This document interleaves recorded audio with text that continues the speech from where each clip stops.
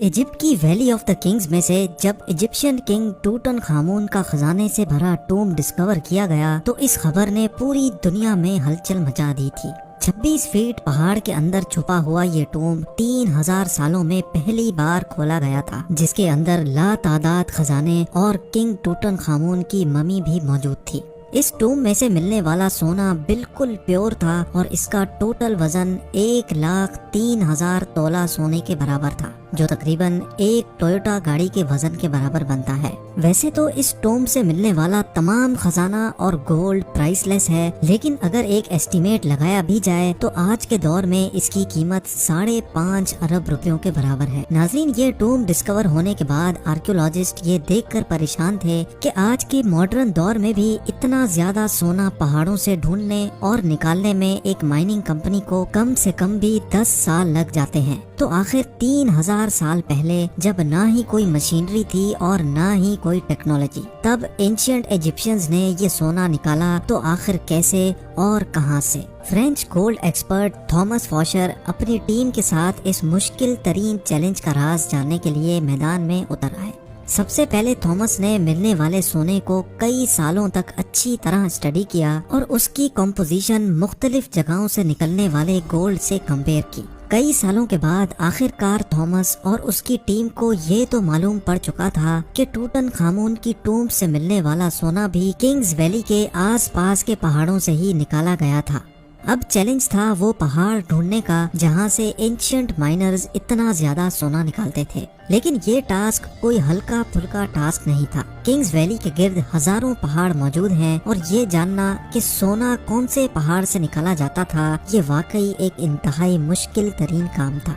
French gold expert Thomas फॉशर अपने एक archaeologist दोस्त के साथ मिलकर किंग्स वैली से 80 किलोमीटर दूर एक सहरा में पहुंच गया, क्योंकि इस डेजर्ट में कई ऐसे पत्थर मौजूद हैं जिनके अंदर सोने के जर्रात छुपे हैं। इसी वजह से उनका मानना था कि अगर टूटन खामून की टूम से मिलने वाला सोना भी इसी डेजर्ट से निकाला गया था तो यहाँ माइनिंग ऑपरेशन के कोई न कोई निशानात जरूर मिलेंगे।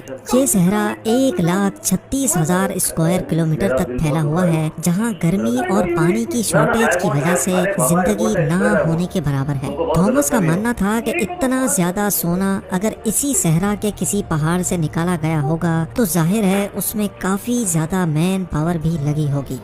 थॉमस और उसका साथी इसी खोज में सहरा के अंदर जाते रहे। इस बंजर सहरा में कई घंटों तक सफर करने के बाद काफी अंदर जाकर उनको पहाड़ के नीचे एक अजीब मंजर देखने को मिला।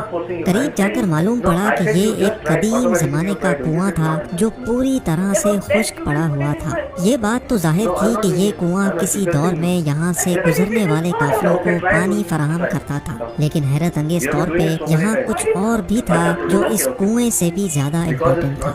जी हाँ, थॉमस और उसके साथी को यहाँ एक पुराना कमरा भी बना हुआ दिखा जो अंदर से एक इबादतगाह का मंजर पेश कर रहा था। इस कमरे की दीवारों और छत पर काफी मेहनत से पत्थरों पर कार्विंग करके पेंटिंग्स बनाई गई थी। जब इस आर्ट वर्क को गौर से देखा गया तो इसमें एक ऐसा राज छुपा था जिसको देखकर यकीन करना मुश्किल था। थॉमस के साथ आया दोस्त जो कि एक आर्कियोलॉजिस्ट था, उसने बताया कि इस पेंटिंग में वही राज छुपा है जिसकी तलाश में हम लोग निकले हैं। पेंटिंग में जाहिर था कि सहरा में बना यह कुआं और रेस्ट रूम इस सहरा का सबसे पहला स्टॉप है, जहां पर एंशिएंट गोल्ड माइनर्स आराम करने के लिए रुकते थे। एंशिएंट इंजीनियर्स ने गोल्ड माइन तक जाने के लिए कुओं और रेस्ट एरियाज का एक नेटवर्क बनाया हुआ था।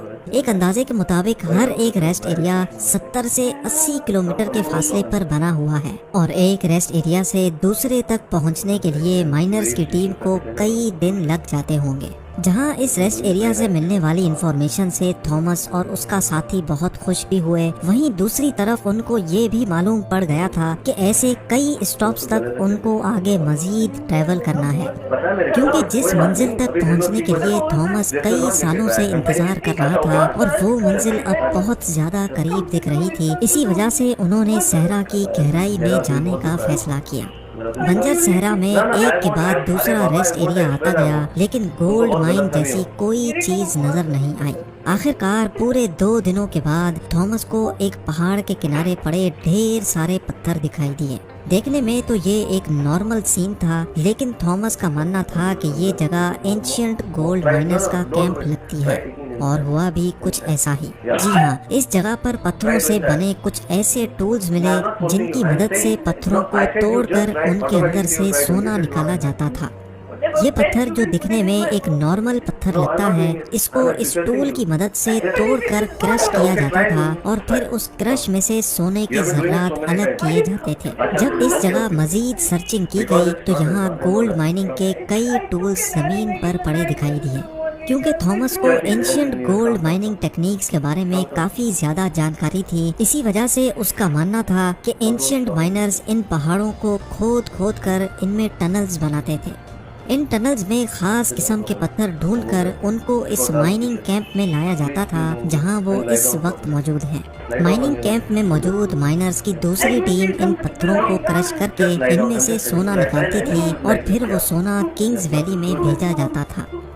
تھامس کو ایک اینشینٹ گولڈ مائننگ کیمپ تو مل چکا تھا، لیکن افسوس اس بات کا تھا کہ جن ٹنلز کی وہ بات کر رہا تھا، ایسا ایک بھی ٹنل اس کو دکھائی نہیں دیا۔ شاید ہزاروں سال پہلے کھودے گئے ٹنلز کمزور تھے اور ارتھ کوئکس کی وجہ سے کولیپس ہو چکے تھے۔